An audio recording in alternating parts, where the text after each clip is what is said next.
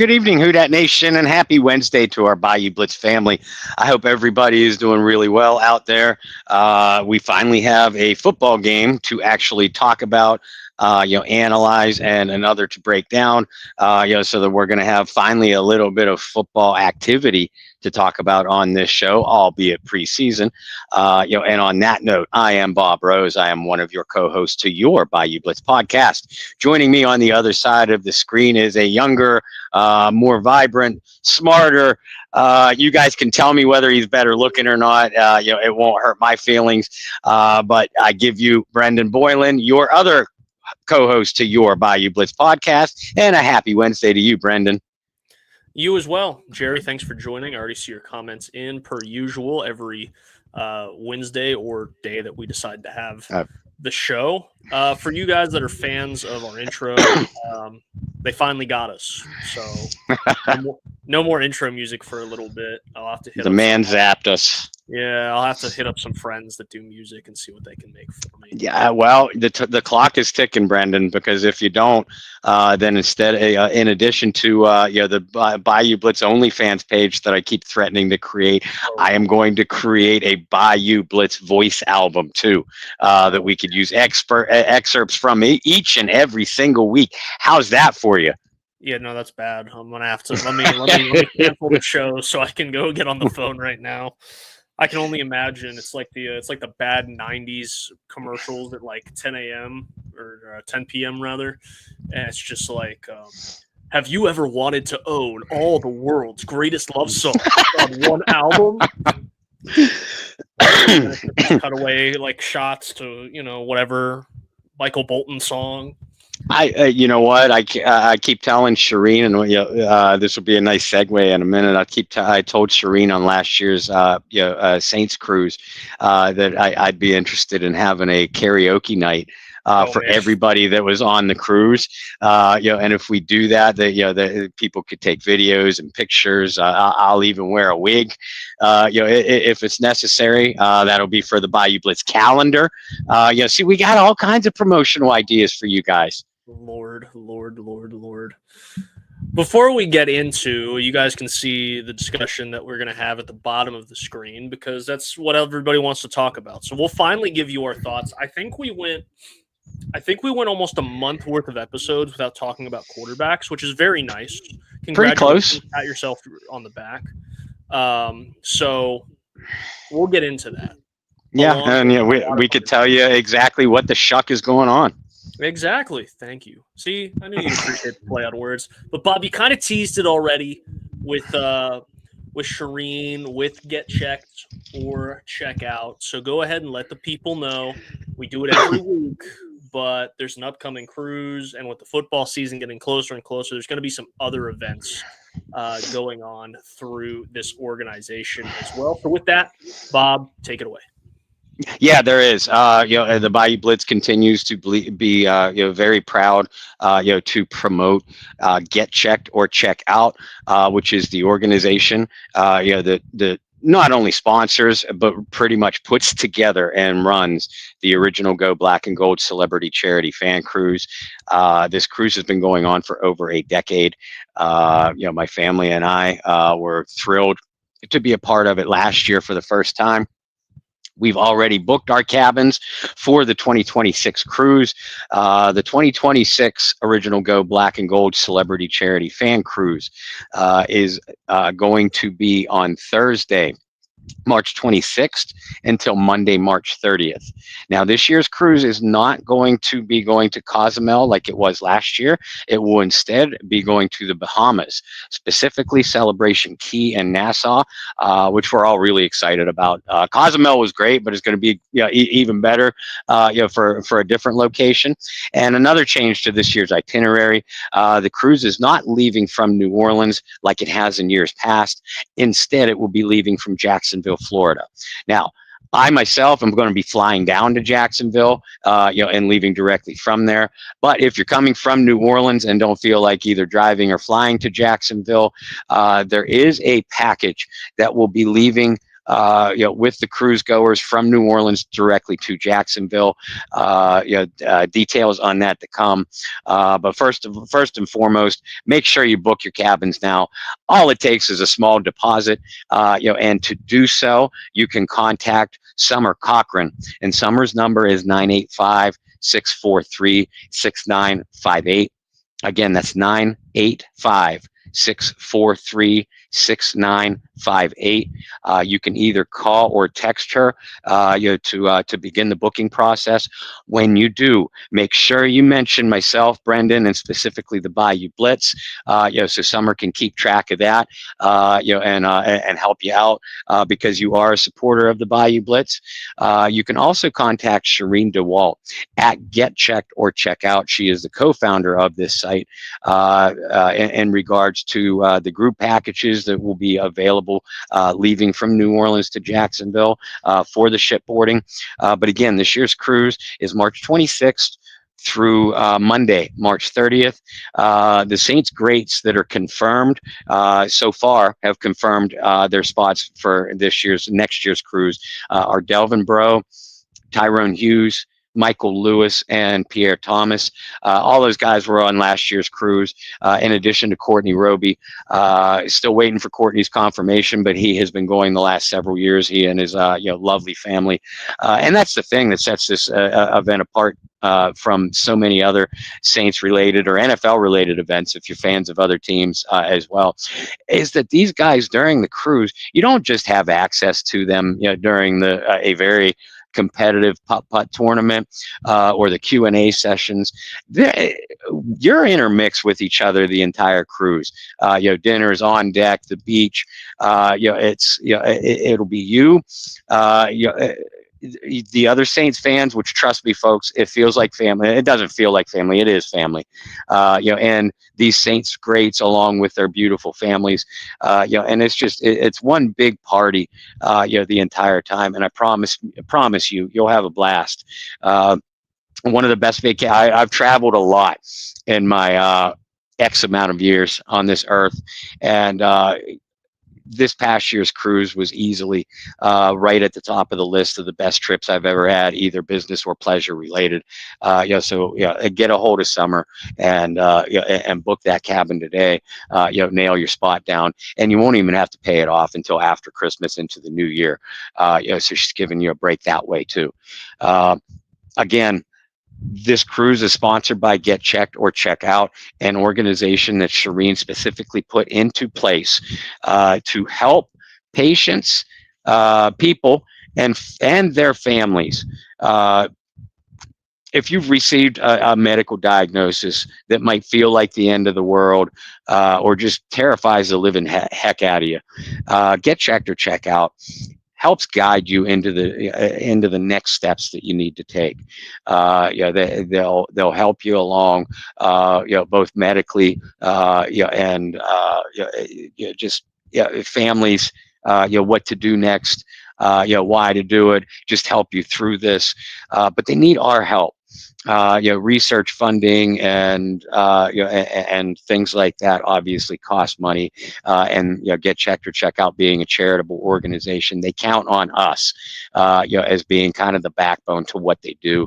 The original Go Black and Gold celebrity charity fan cruise obviously helps out big time, in the funding for this, as will the other projects that they're going to have coming up during the course of the year. And stay tuned, to us for that. Or go to the Get Checked or Check Out website. It's right there at the bottom of my screen. Jot it down. If you have any questions, shoot me a message. I'll help steer you in the right direction, because Get Checked or Check Out also wants us and the Bayou Blitz to help focus on different health aspects of life, for monthly awareness. And August is Neurosurgery Awareness Month. Now, neurosurgery is a specialized branch of medicine that focuses on the surgical treatment of disorders affecting the brain, spine, and peripheral nerves. Degenerative spine conditions, brain tumors, severe head trauma, spinal cord injuries, intracranial hemorrhage, and others can factor into neurosurgery, and just obviously make sure that you keep up on your health. Even if you have never suffered a severe head or neck or spinal trauma, some of these things, especially if you're an athlete like myself, like I was, some of these things can have a cognitive effect later on in life.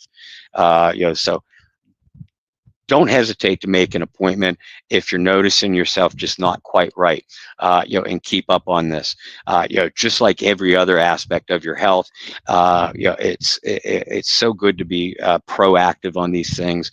And if there is anything there, it's better to catch it sooner rather than later. But no matter when it's caught, and not just with nerve and spinal conditions, but any aspect of your physical or mental health.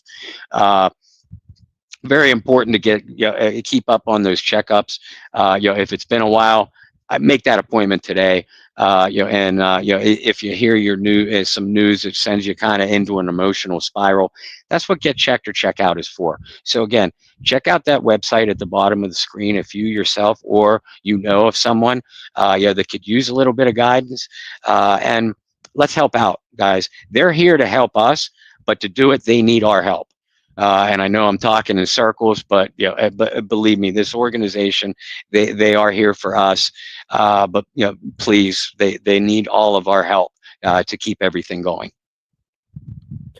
Well said, Bob. Well said. I guess let's jump into it.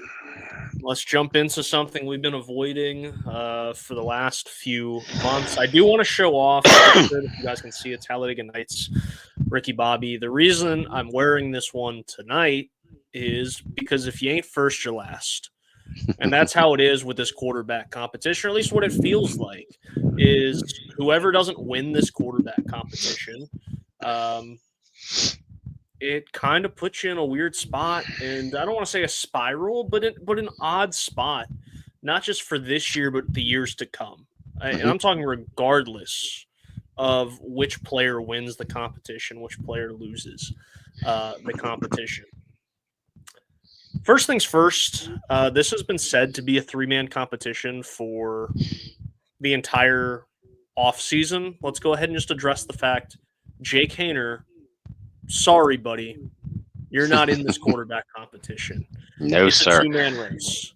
I do think it's interesting, and you and I talked about this throughout the offseason to, I guess, steer a little bit off track. I'm still really shocked they never brought in a veteran, because you feel like Jake Haener's days are numbered anyway. Mm-hmm. Why not? Why not bring in a vet? I'm biased. I'm sure you and a lot of the Who Dat Nation would be as well. But it pains you a little bit to see Teddy Bridgewater sign with another NFC South team. Oh, yeah. Because you go, if Teddy was really interested in coming back, which clearly he was, yes, it's a different staff. Yes, I get all that. But a guy like Teddy Bridgewater made a lot of sense. We threw out Carson Wentz a few times this offseason. Mm-hmm. Guys like that who have experience as a starter, have playoff experience, have been a part of teams that have made deeper playoff runs. That's kind of what you're looking for. You're not looking for a guy to come and try to compete to be the starter, but kind of know their role in being a mentor and being a guy, God forbid an injury happened, that can step in and win you football games. Carson Wentz was on the Chiefs roster a year ago. Mm-hmm. Obviously, Carson Wentz was a part of a Super Bowl winning team with Philadelphia a handful of years ago. Teddy Bridgewater was a part of the Saints, those Saints years where they did make deep playoff runs. He was on the Vikings and started for the Vikings early in his career that made some playoff runs. He was most recently with Detroit, who just made a playoff run. Those are the kind of things that I was hoping would get brought in, but didn't. And that is one that I'm scratching my head a little bit on. Obviously, it's not too late. Once they make the cuts, you could always bring a guy in. But it felt like training camp would have been a really good time. Unless they're looking at it like, hey, let's truly see what we have, and then we can always bring in a veteran later. But interesting choice and timing, I think. if they do elect to bring in a veteran, how late in the process it's going to be. Well, Brandon, I think the reason that they haven't, and I didn't think that they would, unless both quarterbacks, both Rattler and Shough performed extremely poorly right from the start. I didn't think that they would bring in a veteran. I do think that they'll bring in a veteran after the final cuts are made, somebody with some kind of starting experience in case that player does need to step in, for, injury or, if the Saints are showing, the potential to compete in the division, but are just not getting consistent quarterback play, then then it'd be nice to have a veteran on the bench to kind of stabilize everything a little bit. So I do believe that they will bring in a veteran for their regular season roster. But I think that the mindset is and always has been, I want to see, from Kellen Moore and his staff, we want to see what we have. Especially with Shough, their handpicked draft choice in the second round, but also with Rattler, a guy that did get NFL experience, as we've alluded to several times on this show, but it wasn't great experience. He got beat around, basically had a JV team around him, and obviously still a young man himself, only, his second year in the league. So you do want to see what you have with either one of these two players. And, having a veteran in from the start takes reps away from these guys. And, if it's one thing that a young player needs in any sport, it is reps. Because that's what gives you the opportunity for improvement. Because I look at it this way: if you bring in, I know Teddy Bridgewater is with the Buccaneers, but say the Giants release Jameis Winston, he loses out that competition to Russell Wilson and Jackson Dart. Say the Browns release Kenny Pickett.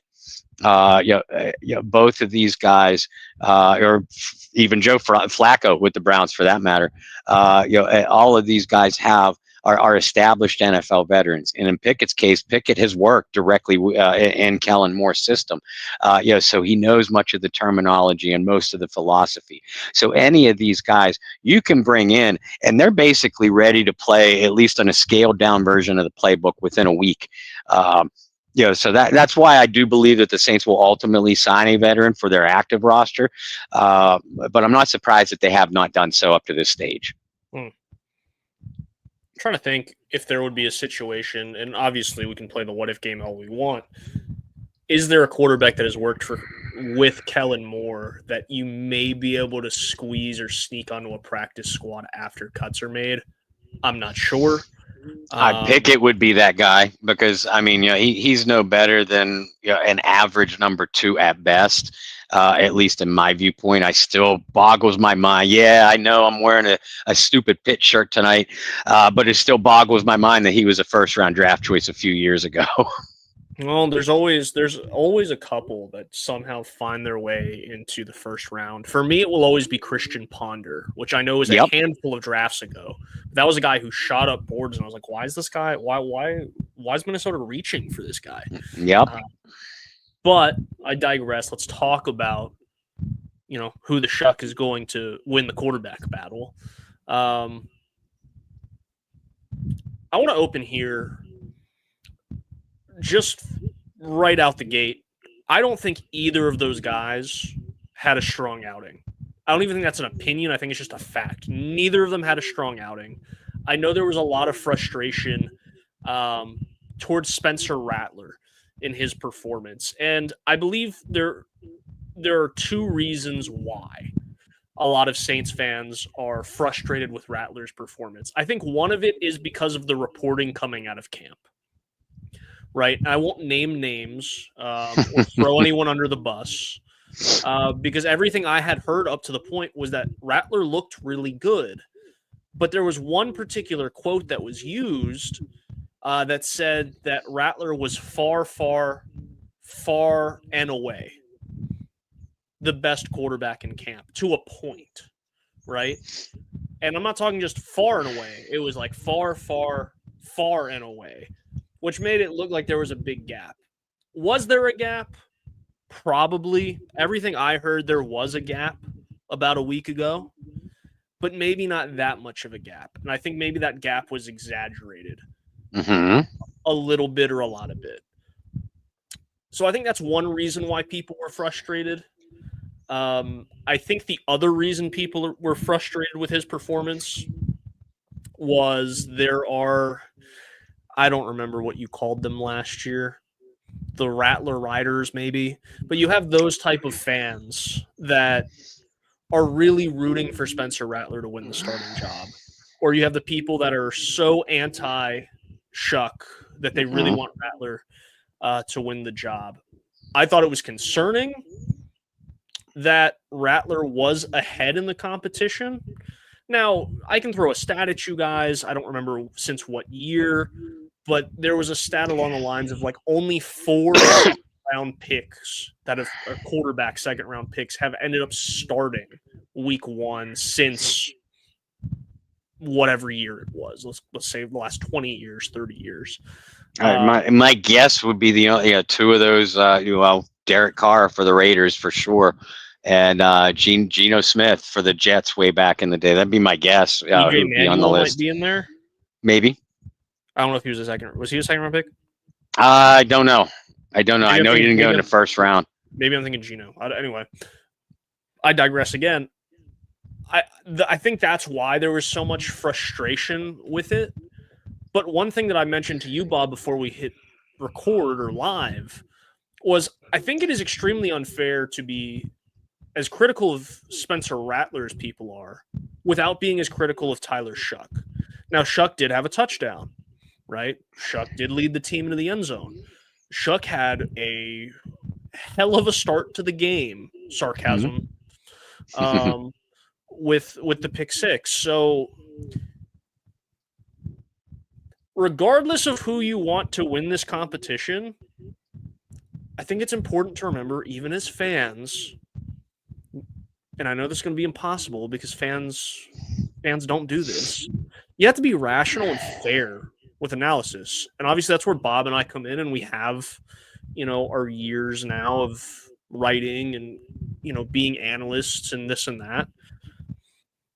But that's where you got to be. And frankly, I don't think either of these guys really need to start for an NFL franchise at this point, which hurts to say out loud. But I do think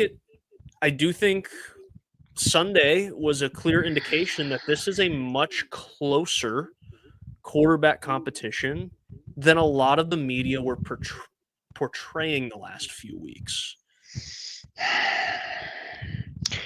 Society is one of extremes. Hold on. We're getting philosophical, Bob, guys. Time out. This is important. Everybody, all attention. Hey, listen, it's not philosophical. It's realistic, and reality often pisses me off. That's why I was an alcoholic for so many years, because it took me out of reality.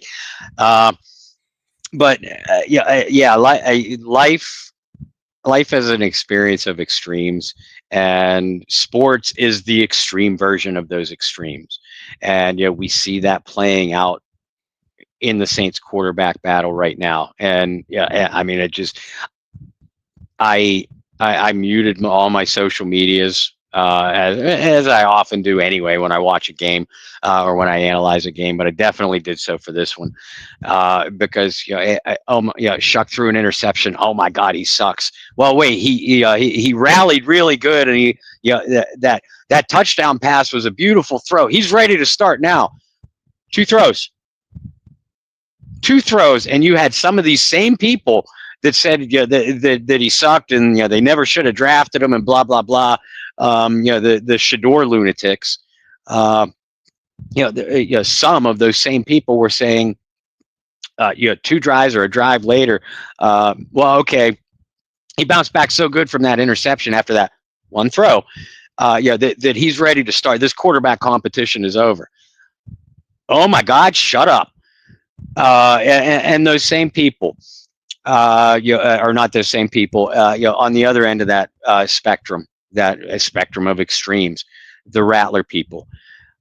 Either the Rattler people that are pissed that their almighty God, Shador, wasn't drafted, and the Saints had the nerve to handpick Tyler Shough instead, and they just want Shough to fail at every opportunity. Hence, they're finding every excuse in the book to give Rattler the start, or the Rattler riders from last year, the ones that only watch SEC football and saw Spencer Rattler make a couple of nice throws and a couple of games for South Carolina. And oh my God, Spencer Rattler has all these tools. He should be the starter. He's the next great thing and the next face of the franchise. The guy that dropped all the way down in the 5th round. This is my personal analysis of it, and I wrote this about Rattler in my post game column, over on Saints Wire. Rattler looks like exactly the same player that he looked like last year, which to me was exactly the same player that he looked like throughout his college career. He's a guy with a lot of physical tools, really nice arm. Not an elite athlete, but a very good one. One that can move around the pocket, buy some time, make some plays with his legs, throw on the run. And he does. He looks great in 7-on-7s. And, when the quarterbacks have a red jersey on and you're not allowed to touch him. And, it's just, 3 steps plant and throw, or 5 steps plant and throw. I mean, that's pitch and catch, guys. That's 2-hand touch football. I think even I still look pretty good at 2-hand touch football. But Spencer Rattler still looks like the same guy when you put him in an NFL game, a guy that has zero feel for pressure. Often, once he gets hit a few times or roughed up a few times, he'll have a tendency to check the ball down earlier than he should. Has a nice arm, but a little bit inconsistent with his accuracy.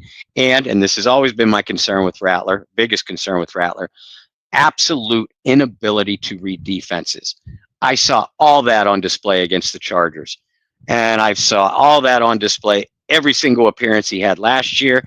I saw all that on display when he was at South Carolina and Oklahoma, and when I broke down his draft tape, college tape leading up to the draft. So that's my take on Spencer Rattler. He doesn't look anything different than what I have ever seen. Tyler Shough, listen, I think Tyler Shough had the slightly better game of the two. He moved the ball, he and his offense moved the ball a little bit more decisively, but they weren't world beaters. The touchdown throw was a pretty throw. He has a fantastic arm, also a very good athlete. But as you would expect from a rookie quarterback, stared down receivers a lot. That's why he got the pick 6 on him. And led to a couple other poor throws or questionable decisions. So you expect questionable decisions going forward. I absolutely do not think that this quarterback battle is decided. I don't think Shough was heads and shoulders above Rattler. He played better than Rattler against the Chargers, but I don't think it was that decisive where any one of us should be saying, Shough is the definite starter. I say let's wait another game. And as far as Rattler, outplaying Shough in practice, well, I mean, it's the first 2 weeks of Tyler Shough's NFL career. Spencer Rattler better be outplaying him in practice. Otherwise, Spencer Rattler needs to be a cashier somewhere or a sales in a sales job anywhere but an NFL field. So that's my basic take on the quarterback situation as it stands now. It is still open going into the second week of the preseason against Jacksonville this Sunday, where we expect Tyler Shough will get the start, and then Spencer Rattler will be the second guy coming in. Now, if Rattler shows the exact same thing he did against the Chargers and Shough progresses just a little bit, even just a little bit from what we saw against the Chargers, then I do think you have your decision made going into preseason week number 3, barring anything, I'm not going to say catastrophic, but barring anything like mind-boggling. But is it decided right now? Absolutely not. This thing, I'm not going to call it a coin flip. I think if you had to start the season today, Kellen Moore would be wise to go with Tyler Shough because he was his draft choice in the second round. But with a short leash and with Spencer Rattler ready to come in, And I still believe that we're going to see both quarterbacks in significant action during this regular season.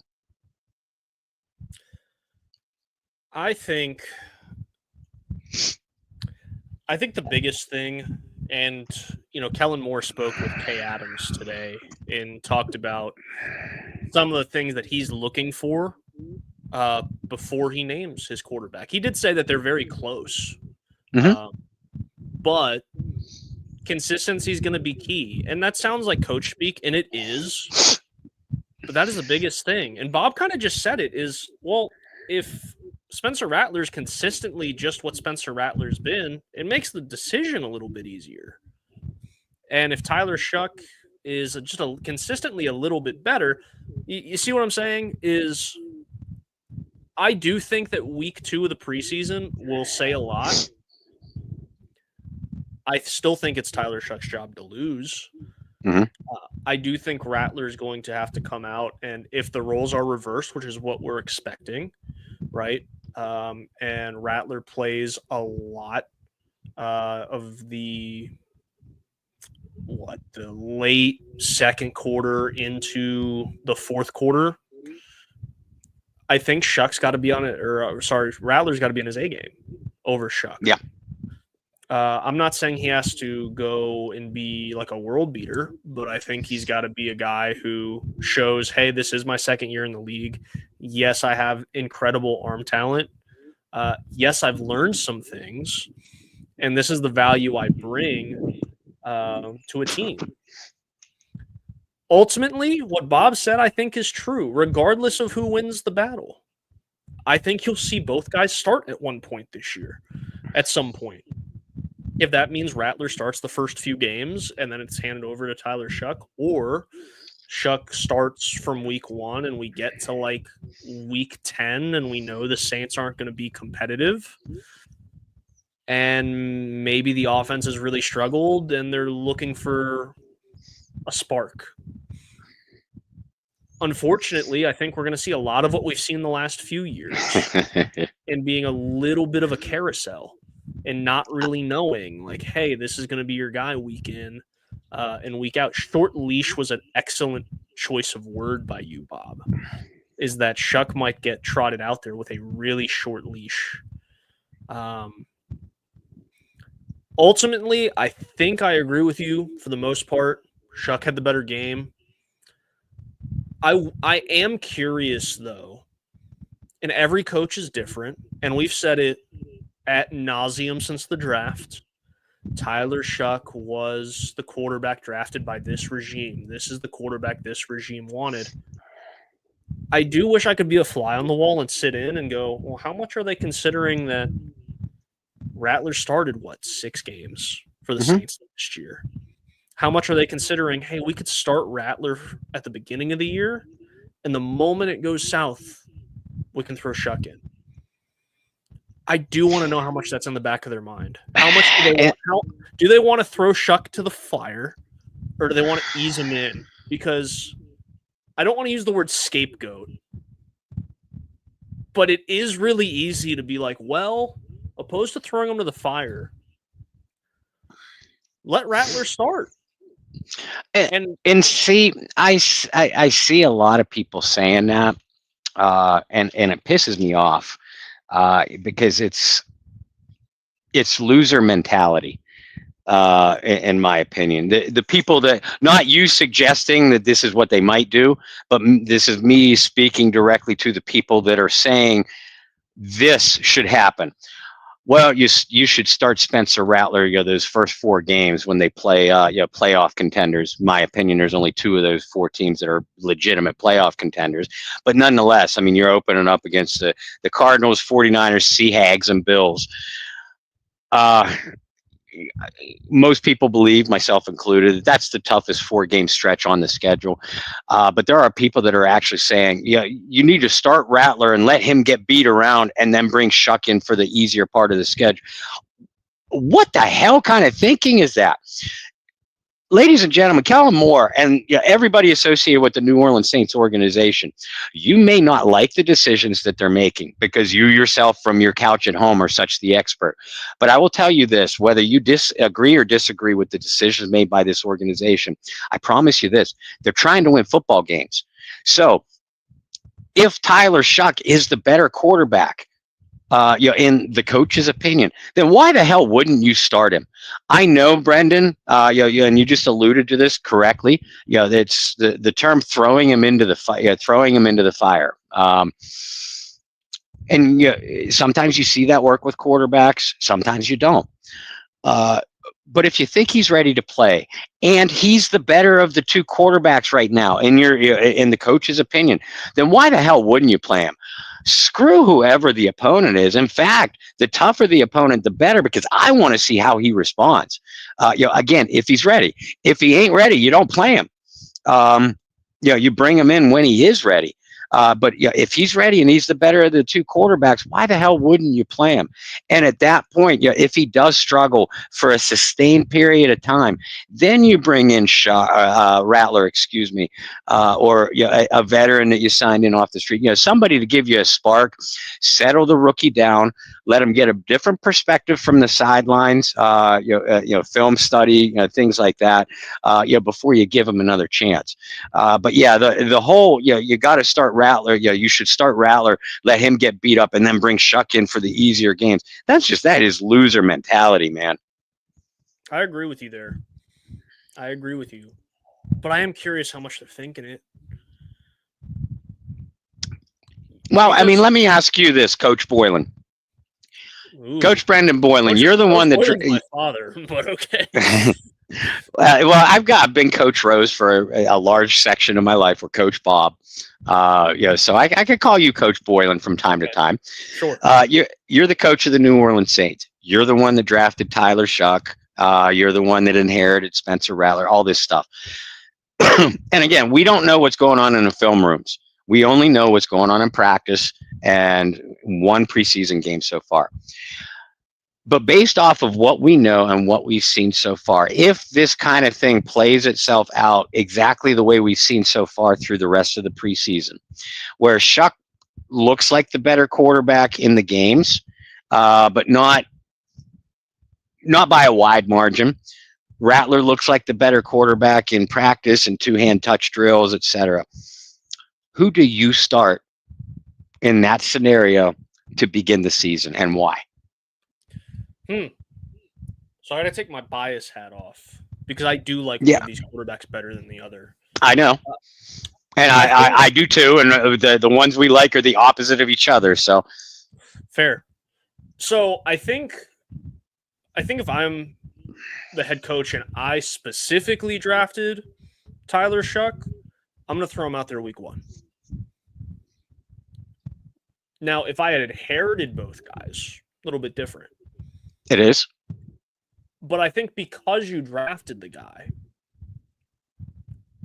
what I just said in the whole, well, would you throw him to the fire and would you let the other guy who's got starting experience? I almost think it's better to do the opposite, right? Throw the rookie out there. And if it goes really bad, you can always lasso him in, throw Rattler out there, try to improve some things, because I do think you can learn a lot from the sideline. You can learn a lot from, going back and watching tape. I mean, the old expression is so true, and you know this as a coach, is you learn a lot more from losing than you do winning. I think there's a lot of value to that. It haunts your nightmares a hell of a lot more, too, but that's a different story. It does. But I do think there's some value to that. If you guys want a prime example, yes, not his rookie season, but a prime example is what's been happening in my backyard here in Charlotte. Bryce Young was horrible to start last year. Atrocious. Now, given the team's not very good either, and this is why it's a good example, because the Saints on paper are not very good. Mm-hmm. But Bryce was atrocious.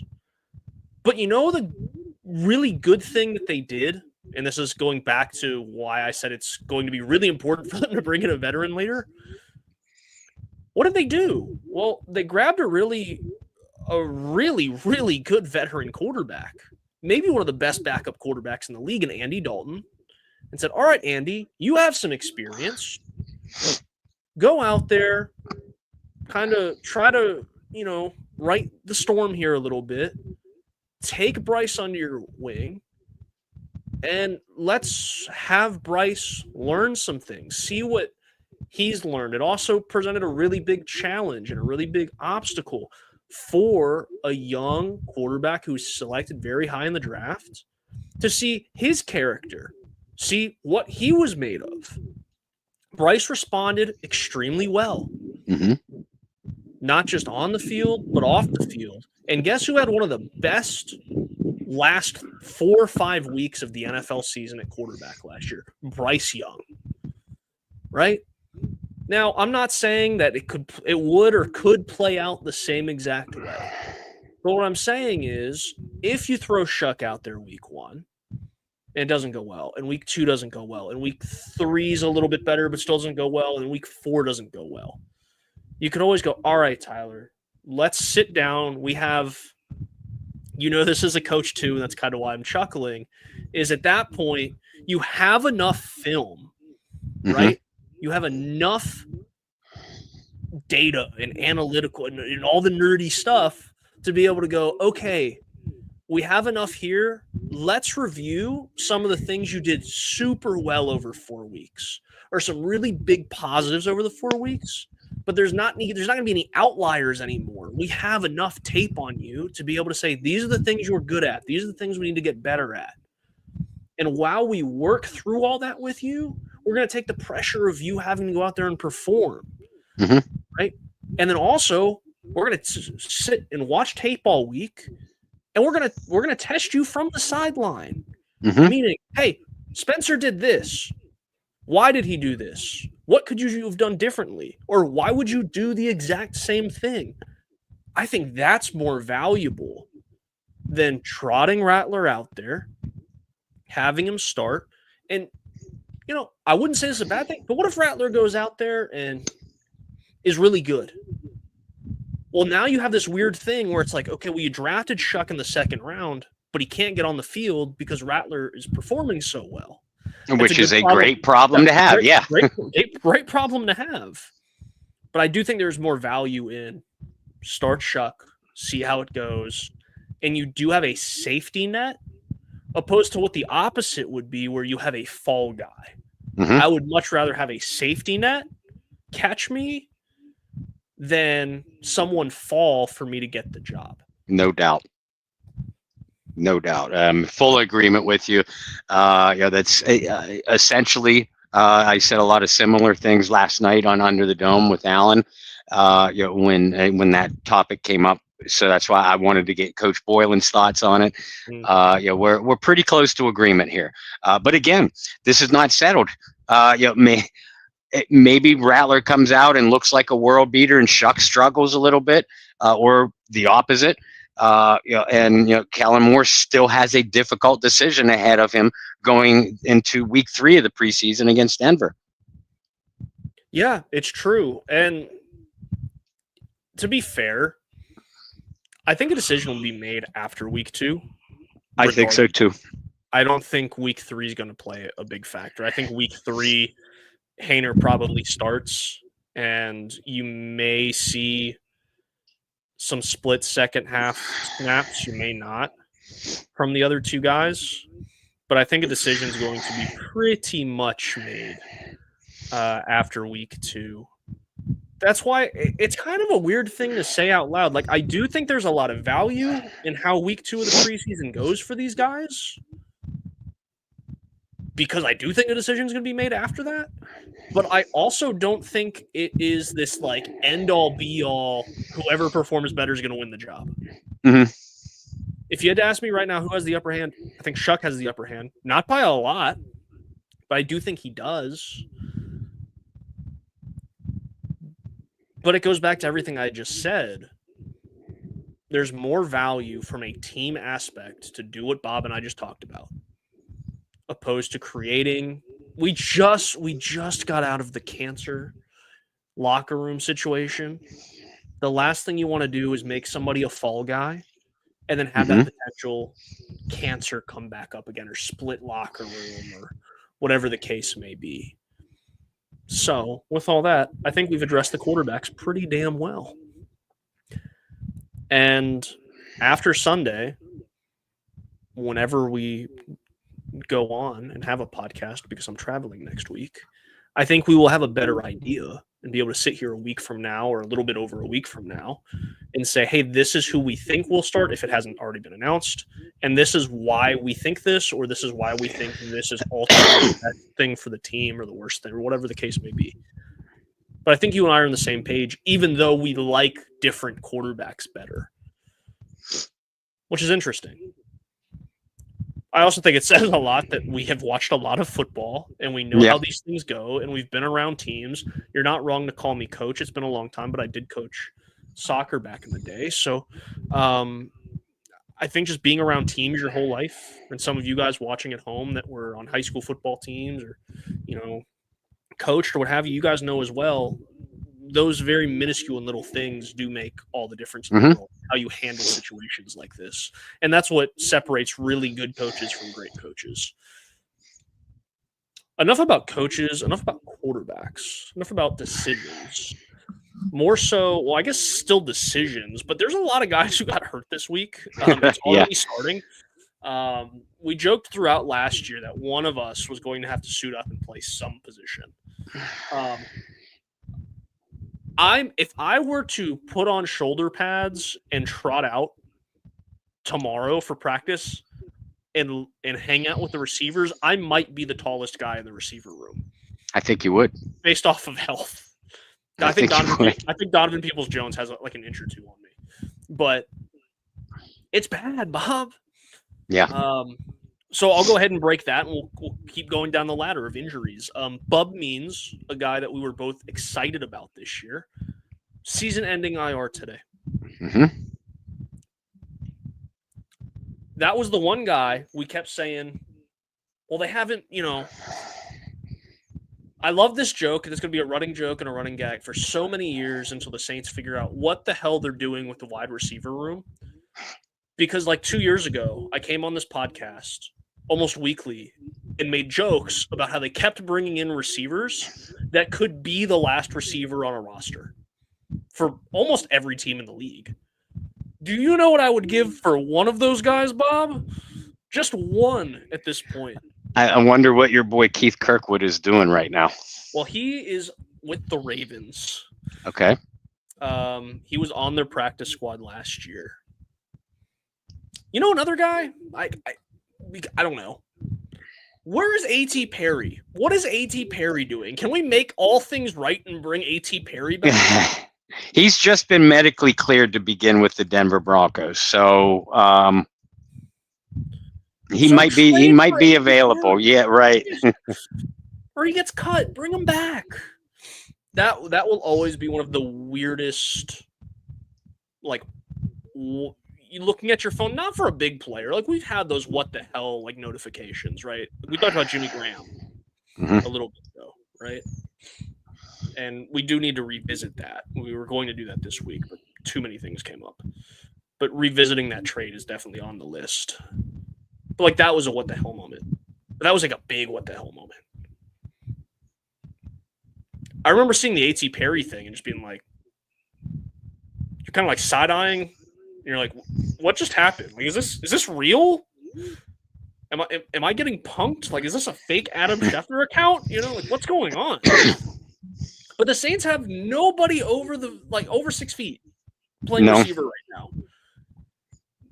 I think it's really disappointing for Bub as well. I know you had a chance to speak with him like just a few weeks after he got drafted last year. High character guy, right? A lot of things to like about him. Had a really good start to the year last year, then got hurt. We're like, hey, we saw some bright spots before the injury. Maybe those bright spots will go in a year too. Well, now you have 2 years of injury, and that's not ideal.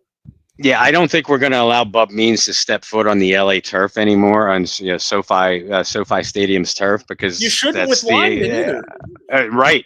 But that's the exact site where he hurt his ankle and knocked him out for the year last year. So yeah, Bub out for the year.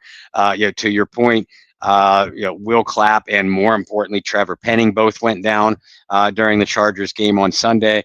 Clapp also placed on injured reserve, out for the year. Penning looks like he is going to miss the remainder of the preseason, and looks like he can miss the first few weeks of the regular season. So that's a big blow for an offensive line that already has absolutely zero depth. That you're dipping into that zero depth and promoting one of them to replace one of your starters. So yeah, just not good news on that front. No, not at all. Okay, I'll ask you this, and this will be a good way to kind of segue our final thoughts before we end the show tonight. Are you more concerned with the injuries and the lack of depth to the offensive line or to the wide receiver room?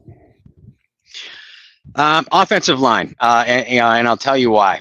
The receivers were abysmal on Sunday, make no mistake about it. But Chris Olave didn't play. Rashid Shaheed didn't play. Brandon Cooks barely played. We know that those three, especially Shaheed and Olave, we know that those three are going to make plays, and a lot of them. We hope that they could stay healthy. The offensive line is a bigger concern to me. Because you have a first round draft choice Banks, who looked very good in his reps, by the way, but he's a rookie, so he's going to take some lumps. Fuaga was great as a rookie last year, but playing a different position, so there's a learning curve there. Eric McCoy, one of the best centers in the game, did not play against the Chargers, and has been nicked up more in the last 2 or 3 years. So you need him. Saints fans, you remember what happened to the season when he went down early in week 3 last year. It tanked quick. There was a lot of injuries after McCoy, but that's the key that started it all.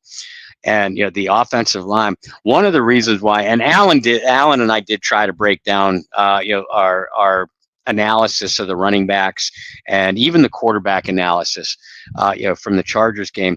But it didn't feel like a fair analysis, especially for the running backs, because the offensive line was just so bad. Spencer Rattler didn't have time to throw. Tyler Shough didn't have time to throw. Poor Jay Kaner. I thought that young man died. That's how bad the offensive line was. And I know there are people talking about trying to take bright spots, trying to find diamonds in a pile of crap. Saying, well, Torricelli Simpkins looked really good. No, he didn't. He looked better after his first 2 series, when I really thought he was going to get he and Cesar Ruiz were going to get Spencer Rattler killed. So I'm anxious to see how much progress Simpkins has made. But Dylan Raduns was a disaster at right tackle. He's probably going to get the starting reps in Penning's place at guard, and everybody else on that line, none of them were just worth talking about. So yeah, by far my bigger concern is the offensive line. Yeah, it wasn't good, which I was a little upset about, right? Because I knew Kendre Miller was going to get a handful of touches. I wanted to kind of see what he had. Couldn't really make a fair evaluation. If you want a prime example, look at the 4th and goal, where there was no push up front. If anything, they were pushed backwards. And not that there was a whole lot of momentum, because the Saints started with really good field position on that drive. But you want to talk about an opportunity to build momentum and see some good things. Is, hey, you got a really short field, punch it in the end zone. Can't do that because there's no offensive line. And it's really disappointing because it's something we've talked about. Like, this hasn't been something where it's like, oh, just because of these injuries, all of a sudden the Saints don't have, a good offensive line. Like, we saw it all last year when guys got hurt. And no, I think it's impossible to prepare for injuries like that. I think it is something that, I don't want to say very rarely, but the Saints have had good health luck for the most part on the offensive line to their starters. And what I mean by that is I can't recall a time where it was like two guys on the offensive line were both hurt for extended weeks at the same time, right? They were without Ryan Ramczyk at times, Teron Armstead at times. You can go down the list. But very rarely was it like, oh, half the offensive line's gone for like or more for half the season.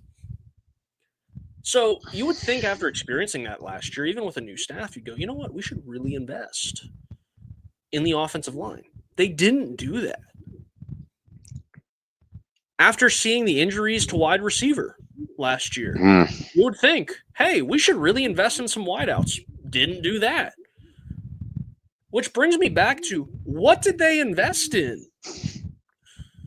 Like, at what position did they go, we are going to make it a point to get better? I don't know that they truly got better anywhere. Well, in the previous couple weeks, we had been talking about the poor drafting of this team in recent years. And 2023 in particular looks like a disaster. The reason why, terrible, by the way, we haven't even touched that. Foskey is a waste of oxygen. Forget waste of space. He's a waste of earthly oxygen. He doesn't look like a football player. No. He doesn't look like he wants to be there. First off, no. It's like he doesn't even look like he cares to be there. But then you throw on the tape and you're like, has this guy ever played organized football before? Right. Like ever? And he was a guy that we thought in the second round where we thought we were getting extremely good value for. But that's a prime example of why we're saying, or why you just said, a question out loud, did the Saints focus on any one position or one group? No, because they couldn't. They didn't have the salary cap space to make a lot of signings. Although I do think that they got significantly better at safety, on paper. But poor drafting has caused a tsunami ripple effect of having to continue to pay escalating contracts of declining veterans and causing you to double back on the same positions in the draft year after year, offensive line and edge rusher being two perfect examples, because you can't get it right. That's just the perfect storm. You can't spend money in free agency because you didn't draft well enough to replace your aging veterans. And because you didn't draft well enough to replace those aging veterans, you still have to draft the same positions year after year to try to continue to get better at the spots you've already whiffed at for the last 2, 3, 4, 5 years. It is exactly the perfect storm that we are looking in the eye of right now. Yeah. Yeah. I hope we see better play from the offensive line. Because if we don't, I think it also does a disservice in evaluating quarterback. I think Absolutely. It does a disservice in evaluating the running back position. And ultimately, you have a big decision to make at quarterback. And if you can't accurately get a read because the offensive line sucks, that's not fair to the team, the fan base, anybody, really. So hopefully against Jacksonville, it is a little bit better. I want to see some points on the board. Like, I don't care who scores. I want to see drive. I want to see sustained drives too. That's a better way to put it. Yeah. Not just like a. I mean, I guess the Shough touchdown's a good example. Like, yeah, it's great to see a long touchdown pass, but I would also like to see. Maybe this is me just speaking for a lot of us as a spoiled person who saw Drew do it for so many years. But, like, I'd like to see, like, a 7 completion, sustained drive. Maybe you don't do anything outstanding, but you move the ball, you execute, and you end with points on the board. Exactly. Be precise. Be consistent. Make the right reads. Wow us with one pass. Don't try to wow us with 6. Right? Wow us one time, do the right thing the other 6 times. Things like that. I think I'm just really deprived of good quarterback play because it's been a long time. Mm-hmm. It has been a long time since we've seen just solid quarterback play. Is that too much to ask? It's life without a franchise quarterback. So yeah, if you don't have a franchise quarterback, you're turning over every earthly stone to get one, and this is where the Saints are right now. So is it too much to ask? No, it doesn't feel like it. But you look throughout the NFL, and who really has the face of their franchise for either the next 10 years or have had it for the last 10 years. That's a small group of teams. And the Saints are most decidedly not in either one of those groups right now. So, I mean, who the hell knows? Maybe Tyler Shough or Spencer Rattler turn out to be that guy. But there's just so many other things that I'm also going to be evaluating in Jacksonville or against Jacksonville on Sunday, and throughout the rest of the preseason. But you're right. Without good offensive line play, without separation from your wide receivers, it feels like an unfair evaluation of your quarterbacks. But that's where we are right now. Yeah, you're absolutely right. Bob, good conversation. Nice to talk about quarterbacks a little bit. I know it's something we've put off, but it is nice to have the conversation. It'll be even nicer when we know who the starting quarterback is. Yeah. So with that, Bob, you are doing some great work over with Saints Wire. You're on top of it this off season. Some people probably need some calming words, some let's not panic type of articles. I don't know if you're the guy for that. Yeah.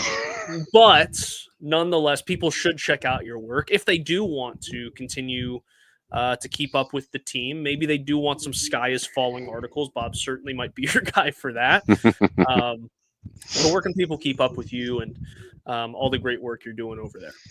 Yeah, I'm having a blast over at Saints Wire.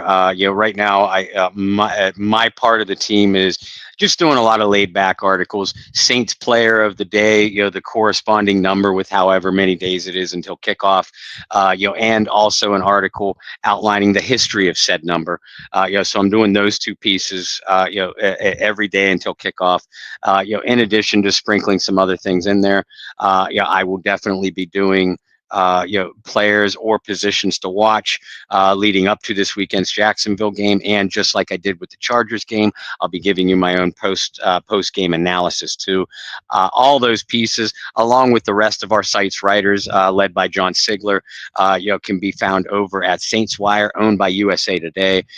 Saints Wire can be found on via Google or on Twitter at the Saints Wire or their own Facebook page. And as always, I continue to post all of my articles on my own personal social media, which is at Bobby R2613 on Twitter, and Bob Rose, ROSE, over on Facebook. And again, don't forget to get a hold of Summer. Or go to that Get Checked or Checkout website and book your cabin for the original Go Black and Gold Celebrity Charity Fan Cruise. There are still spots left, but they're starting to go fast. So at least put your down payment down. Get your spot solidified, and trust me, it will be one of the best things you have ever done. For myself, you can follow me virtually everywhere at BT Boylan. I'm not writing articles like Bob, but I will certainly give you guys some thoughts and some opinions as we get closer to the regular season. It's nice to actually say that out loud. Like we are getting close. We're less than a month away from like real meaningful football games. My countdown was Saints Wire, the history of number 24 tomorrow, which means we are 24 days until the regular season opener. So, yeah, we're getting there. We are getting there. Lastly, I just want to shout out my wonderful wife, Katie.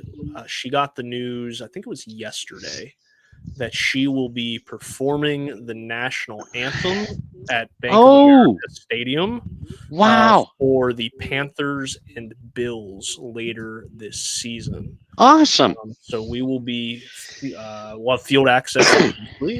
She'll be performing and signing the national anthem, and then we'll be hanging out with the Panthers that day. So go Bills for that day in October. But we're excited, and I'm so proud of her. For getting such an incredible opportunity to do that in her hometown. So we're gonna have a lot of fun. So Katie, even though I don't think you're watching, you'll watch it back. Congratulations. Super proud of you. Congratulations, Katie. Excited for that. So until sometime next week, we'll keep you guys in the loop. Yeah, we'll see. I don't know when I'm going to be on planes. I don't understand time. Apparently, Arizona doesn't understand time either, because that was all sorts of confusing this week. If you guys know, you know. But we'll be back next week to talk more preseason football. Maybe we have a starting quarterback named. If not, we still have more speculation. And we'll talk about more injuries, positions, and maybe some bright spots here in the preseason. Maybe some sleepers to make the roster. So until then, I did it right. That's Bob Rose. I'm Brendan Boylan. Thanks so much for tuning in to the Bayou Blitz podcast. And until next week, find some peace, spread love, practice positivity. See you then. Who dat? Who dat?